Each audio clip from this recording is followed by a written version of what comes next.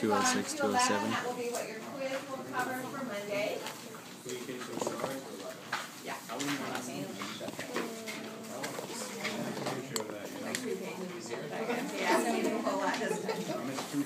That's why we just have to have 6 questions on Monday instead of 7.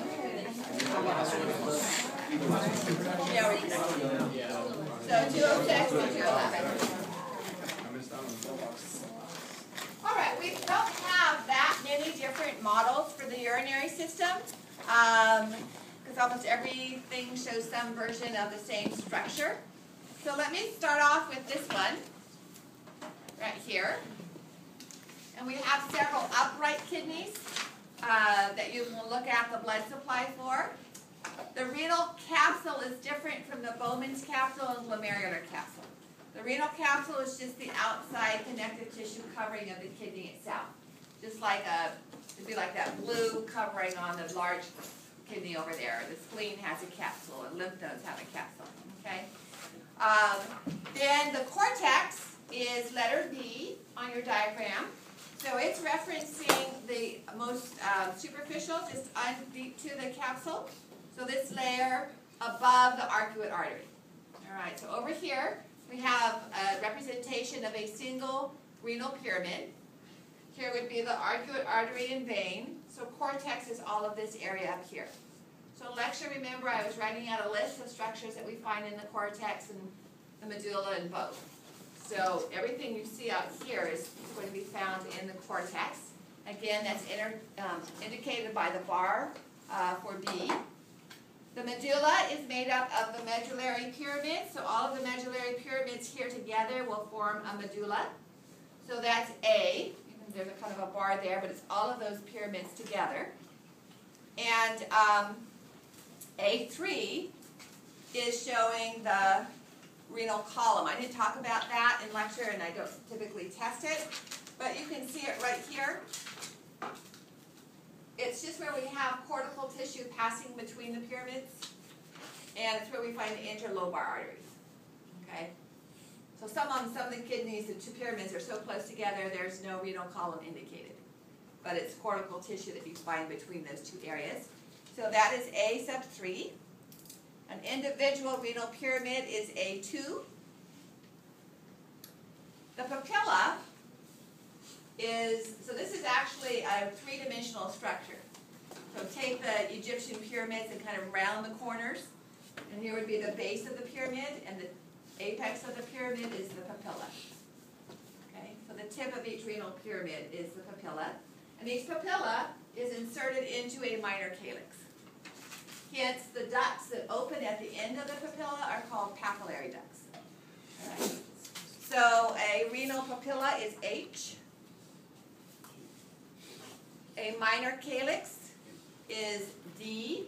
One D shows the opening, a cross-section through a minor calyx. The other D, there's 2 Ds on that diagram, shows the minor calyx. You want to show them now over on the large kidney there, the calyces? So it's like a daffodil. So the yellow structure, right where her finger is the end of the one pyramid, and that single yellow structure is a minor calyx. So then at the top, 3 minor calyces are coming together and forming a major calyx. And then all the calyces come together to form the pelvis. Okay? So minor calyx is D. Thank you. Major calyx is F. And renal pelvis is G. Anybody remember the epithelium that we see beginning with the minor calyx and continuing all the way through most of the urethra? So our typical urinary epithelium? Yes. Transitional epithelium. Okay? The minor calyx is also where we change from filtrate to calling the fluid urine.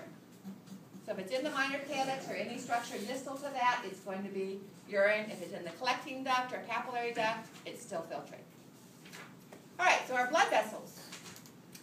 I don't care which is vein or artery on, I think W is the artery, but in the little book I have here, they have it marked as the vein. In an anterior view, the arteries are, like in the model there, the arteries are in the back and the veins are in front. So in this view here, it's the reverse. You're seeing the artery first, so you're probably looking at the posterior part of the kidney. Now, some of you have been asking me, how do I study for the comprehensive? Remember I told you about 72 to 73 questions of the 130 will be from this unit. And the others, as much as possible, will reflect back on the systems, so cardiovascular, respiratory, and then these systems. So one of the things we covered in the first unit, the first day, were planes of section. So if I put a diagram of a kidney like this on your lecture exam and ask for a plane of section that this has been cut, what would it be? Sagittal is separating into left and right. Transverse is superior and inferior. So we call it, longitudinal is when we don't know if it's left or back, or front, frontal. So frontal or coronal is when we have a front piece and a back piece. Okay, so this would be frontal. That's okay. The 10:30 class took just as long. I had to tell them. All right, but that's what I mean about reflecting back to, using those terms. Another thing would be would the minor calyx be proximal or distal or superior or medial or lateral to the major calyx? Proximal. So if it's a continuous tube, we move from one region to the next, we use proximal distal. So ascending colon is going to be distal to the sigmoid colon. Okay, because it's going to be, not the other way. Ascending colon is going to be proximal to the sigmoid colon. So we get to it first. All right, so looking at our blood vessels, having taken that short detour, I and W are going to be the renal artery or vein. You can go by artery is going to be red and vein is going to be blue on the actual model. And then it breaks down to segmental around the pelvis, and you don't have to know segmental. And then when it passes between the pyramids, we have interlobar. So interlobar is K and S. Not K and S, sorry. K or U. I'm reading my book and it's wrong. So K or U. And then each interlobar is connected by an arcuate. So the arcuates are going to be T and L, or L and T, I don't care. Now on this model, remember this is the cortex and this is an example of a pyramid. So right at the base of the pyramid we have the arcuate vessels. Okay, so here you can see them in a smaller view running along the base. In this larger view, these would be the arcuate, this would be the interlobar. And then arcuate. And then at right angles to the arcuate, moving into the cortex, we have the interlobular, or they're radiating into the cortex, so hence the other name I gave you, cortical radius. And those are going to be M and S.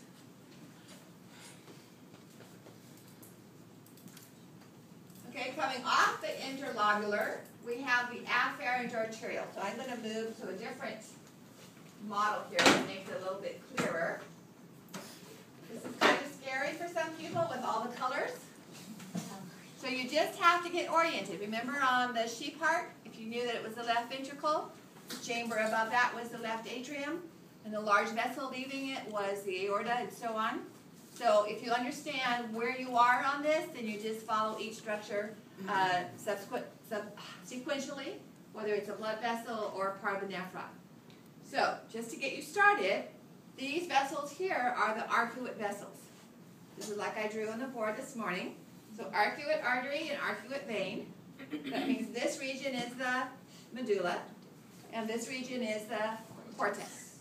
All right? So that being the case, this would be an interlobular or cortical radiate artery. Branching off of that, we have the afferent arterioles. Okay? So afferent arterioles are going to be in the lower diagrams with the nephron, letter N. You don't see the interlobular artery there, so I'm just telling you. What's another way that you could know that N was an afferent arteriole and not an efferent? It's larger. If you look at P is forming the peritubular capillaries. All right, so P is going to be the efferent arteriole. So afferent arterioles always come off of the interlobular vessels. Efferent arterioles always form either the peritubular capillaries or the vasorectum. Notice how this nephron stops short It's in the cortex. Sometimes they might dip down a little bit. But this is a cortical nephron, meaning all or most of the nephron is in the cortex.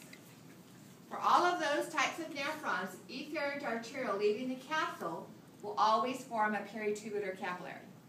Now, not just up here, but all of the capsules and tubules, proximal and distal convoluted tubules, are covered by peritubular capillaries formed by these cortical nephron efferent arterioles. Juxtamedullary nephrons are close to the arcuate artery, and their nephron loops dip down deep into the medulla. Their efferent arterioles will form the vasa recta. Okay. Now, the diagram that you have in your lab manual is kind of confusing because it doesn't give you any reference.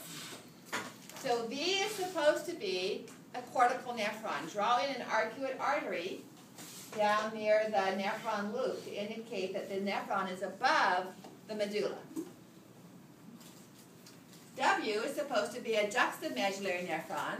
So to indicate that, you need to draw the arcuate artery up high to show that the nephron loop is in the medulla. Does that make sense? Okay, so back to the model. A juxtamedullary nephron. Juxta means next to. So a juxtamedullary nephron has the capsule down close next to the arcuate artery. Hence, its nephron loop is going to dip down into the medulla. In that case, the efferent arteriole forms vasa recta. If the nephron is above, the loop is above the arcuate artery, as it in this case, then the efferent arteriole forms peritubular capillaries. Okay? So even these proximal convoluted tubules over here, they have peritubular capillaries too. But the peritubular capillaries are formed by the efferent arterioles up high. All right? So, P is efferent arteriole, Q is peritubular capillaries, but all of this down here, you have Q down here as well. Okay? So the entire cortical nephron is covered by peritubular capillaries, only the capsule and proximal and distal convoluted tubules for the juxtamedullary, because the rest of the nephron loop or juxtamedullary are associated with vasa recta, which is R. So on this diagram, on this model, here would be the efferent arterioles, peritubular capillaries, which are shown up high but would cover this entire area. Down here, vasa recta. The vasa recta are found only in the medulla. Peritubular capillaries are found only in the cortex, because that's only the peritubular. Our tubules are proximal and distal convoluted tubules, and those are found only in the cortex. All right, now let's look at the nephron structure on the next page. I'll define that first term, but I never use it. Okay? Renal corpuscle is the glomerular capsule plus the blood vessels inside. I don't like that term. A corpuscle is a cell. And of course, we're talking about thousands of cells that form the capsule and the capillaries. So on this model, this is referred to in your lab manual as a corpuscle because it's including the blood vessels inside. To me, you can't see those vessels. If I touch it, I'm touching the capsule. Okay? So I won't ever ask for corpuscle as an answer. In your diagram, the glomerular capsule or Bowman's capsule is letter H. It is formed by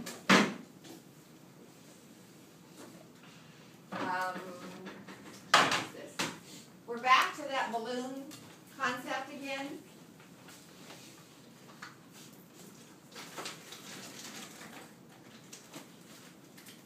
So here's the balloon.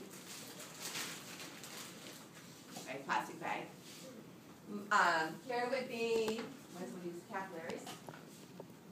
Oh, I won't break that off. Here would be the glomerular capillaries. And they grow into the capsule. And now my fingers are in the capsular space. The blood vessels are not, but they are intimately surrounded by the visceral layer of the capsule. Those are the podocytes. All right? So that would be the capsule leading to the proximal convoluted tubule carrying the filtrate away. So when we look at this model then, here would be the parietal layer of the capsule, and that is letter I. The visceral layer is covering the capillaries. So the red vessels here are the glomerular capillaries, and the visceral layer is covering that, and they're made up of the podocyte cells. So if I say name this layer, it would be the visceral layer of the capsule. If I say name the cells, podocytes. Okay. So the visceral layer is J and L, and both J and L are also podocytes.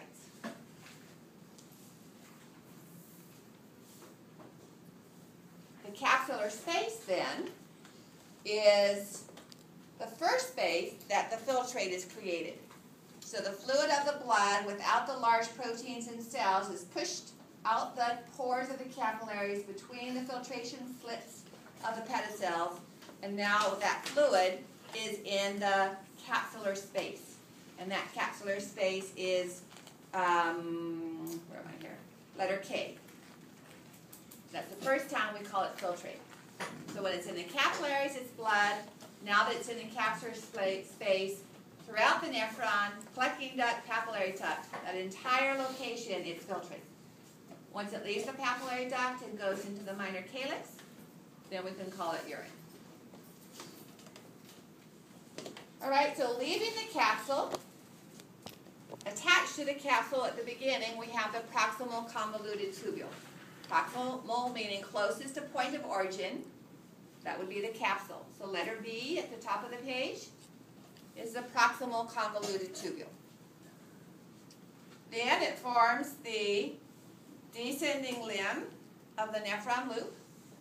So that would be the next sequential structure. So if we're moving away from the capsule, proximal convoluted tubule, then we have the descending limb of the nephron loop. And I need all four words. Descending limb, nephron loop, or loop of Henle. You may draw an arrow pointing down if you wish for descending, or an arrow pointing up for ascending. All right? So descending is going to be C, and D will be the ascending limb of the nephron loop. That's the end of our nephron. We get to the distal convoluted tubule, which is D. Sorry, E. E is the distal convoluted tubule. Sorry about that. And then it joins the collecting duct. The collecting duct is not part of the nephron. Okay? The distal convoluted tubule, E, is the last actual part of our collecting duct. Sorry, of our nephron. And then we have the collecting duct, which is F. I don't know why they have it out of order. And then G would be the papillary duct. So back to this scary model. I think if I say it's scary enough, it won't be scary. So remember, we follow the blood supply by starting with arcuate artery, interlobular, afferent, glomerular capillaries, efferent, peritubular capillaries, and that goes into the interlobular vein. To do the nephron structure, start at the beginning, which is our capsule. Leaving the capsule is the proximal convoluted tubule. Follow that color down. We have the descending limb of the nephron loop. Curve around, come back up, or come back up here. And we have the ascending limb of the nephron loop. Distal convoluted tubule, and notice that attaches to the yellow collecting duct. And then we have collecting duct down at the bottom of our medulla, the papillary ducts. All right, now the other model that goes along with this is a cross-section of structures that you may see on the quiz or the lab exam without the accompanying one. So, but you can still figure this one out. You don't have to memorize the colors. What is this structure right here? Inside would be the blood vessels, which are the glomerulus. The green structure is the glomerular capsule or Bowman's capsule. Okay? Here are the blood vessels coming in. The larger diameter is afferent. The smaller diameter is efferent. So at the opposite end, we have the filtrate leaving. What's the structure that carries filtrate away from the capsule? Proximal. Closest to the capsule? Proximal convoluted. Proximal. Distal means farthest away. So this is the proximal convoluted tubule. It bends so many times that we cut it multiple times in cross-section. So these structures by the same color with tall microvilli are the proximal convoluted tubules. The nephron loop dips down into the medulla, comes back up again. We find it between the afferent and efferent arterioles. Here's the macula densa, we'll talk about in just a moment. This is purple. It's part of the distal tubule. So this is also distal convoluted tubule. See how I figured it out just by knowing the sequence? And then this would be the collecting duct with the taller cells. Okay. Why don't I have capillary duct on here? It's too low. Is this cortex or medulla? It's medulla. Cortex. Cortex, because the capsule is only, and my proximal and my distal convoluted tubules are only in the cortex. So collecting duct doesn't turn into papillary duct until it's deep down in the medulla. All right. Would I have vasa recta here? No.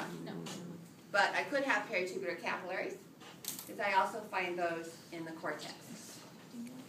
So if you know it by sequence, either blood supply or the structures of the nephron, then you can figure out where you are, okay? All right, let's look at the juxtaglomerular apparatus on this model, because the afferent arteriole is opened. So O is referring to the juxtaglomerular apparatus. Again, juxta meaning next to. So the nephron next to the medulla was the juxtamedullary nephron. These cells are next to the glomerulus, so juxtaglomerular. Here would be our afferent arteriole. And so the smooth muscle cells in the afferent arteriole cut open for you to see are the granular or juxtaglomerular cells. Granular is shorter. It also ensures that you write cells instead of apparatus. All right, so those would be letter N. And then these cells that are close together in the distal tubule are the macula densa. They're sensitive to the amount of sodium in the filtrate, and if there's not enough, they adjust the flow of the diameter of the afferent arteriole. So M would be macula densa. On this model, here would be the macula densa, but you can't see the granular cells because they're inside the afferent arteriole and that's not been cut open. These cells are outside the afferent arteriole. They have their own name, but I'm not going to talk about them, okay? So you have to have the afferent arteriole cut to actually see the granular cells. You can only see the macula densa here. All right, let's turn the page. We're almost there. Now, I did not talk about bladder this morning, but it's not that complicated.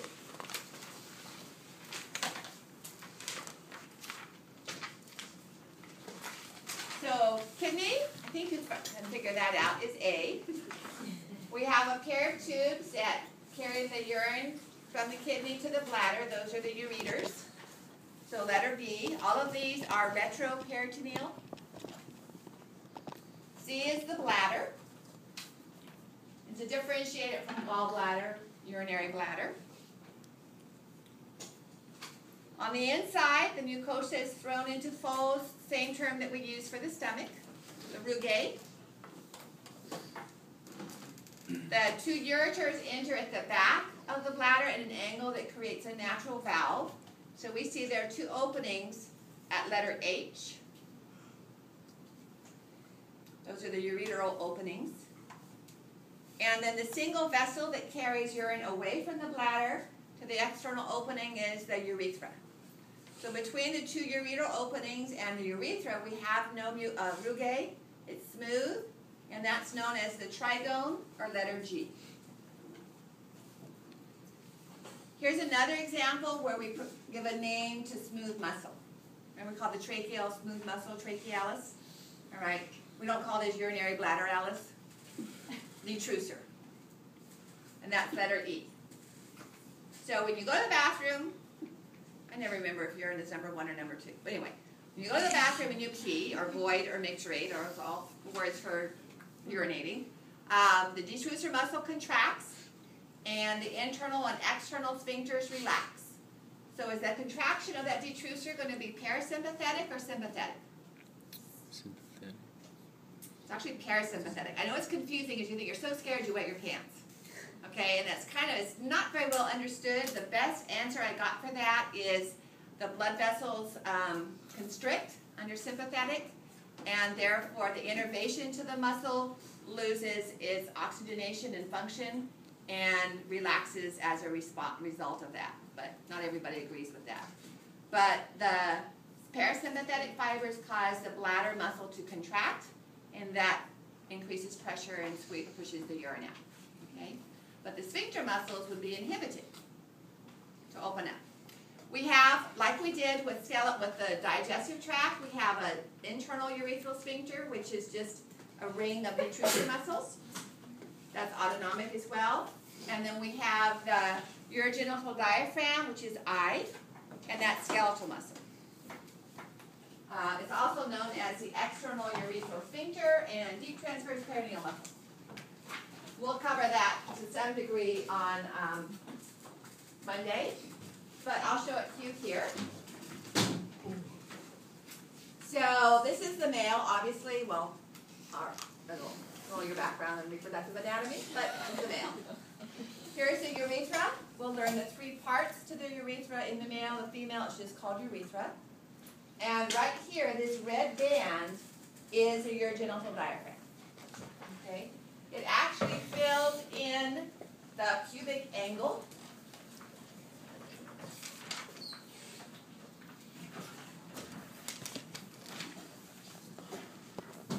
So here's the male pelvis. This is the pubic angle. The urethra is going to be coming through there like that. And so this muscle, there's a pair, and the fibers are parallel, and they fill in this space right here, okay, with the opening around for the urethra. Now, I don't know how many of you have heard of Kegel exercises, okay, usually related more to women, especially women who have had children. There's another bowl-shaped muscle that forms the entire floor of the pelvis. Giving birth to children or even just being overweight can cause both those muscles to weaken. And so Kegel exercises are tightening that up to decrease the need for surgery to attach the bladder. Because as the uterus, with age in children, tries to tilt backward, it can bulge into the bladder, and the bladder can separate from its ligaments that attach it to the wall. And that can make it difficult to empty. You cough or strain, you might dribble urine. My best girlfriend only had 2 kids, but by the same time she was 33, she had to have surgery, which is unusual. She actually had a hysterectomy because she said she went to a urologist to be examined. She said, Marcy, it was really embarrassing. She said they drained my bladder with a catheter, and then they filled it back up with sterile urine and told me to cough. And she said, I sprayed the doctor from head to toe with water. And I said, well, honey, that was his fault for standing so close to you. You had come into the office with that problem. You should have known better. But these exercises, you can kind of figure out how to do them by standing in the shower and letting a stream of urine start and then stopping it. And those muscles that you use to stop it are the ones that you would contract to do the Kegel exercises. Now, you don't want to do it with the urine flowing because that might cause the urine to back up, but it gives you the idea of what muscles you want to contract. I had a student at AR a few years ago that was telling me, we were talking about this, and she said, you know, my sister's husband, for her birthday, offered to pay for a vaginoplasty. Now, that's a surgery to tighten up the muscles around the vagina and make the guy at least feel that you never had kids before. So I'm not sure if it was her birthday or his birthday. But she said, I don't ever need that surgery. And I said, why? You didn't have kids? And she said, no, I do 500 Kegel exercises a day. And I said, oh, okay, every time I see you in class now, I'm going to think. But they also make these tools.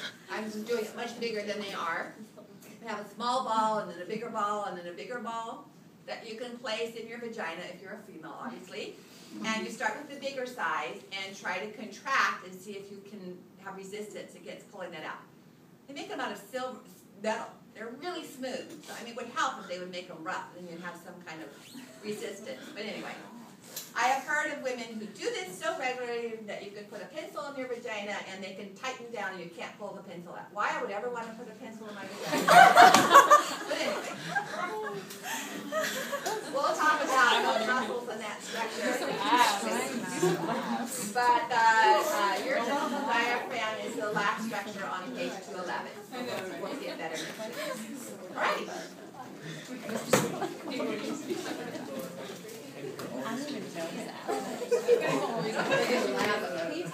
Oh no, it wasn't.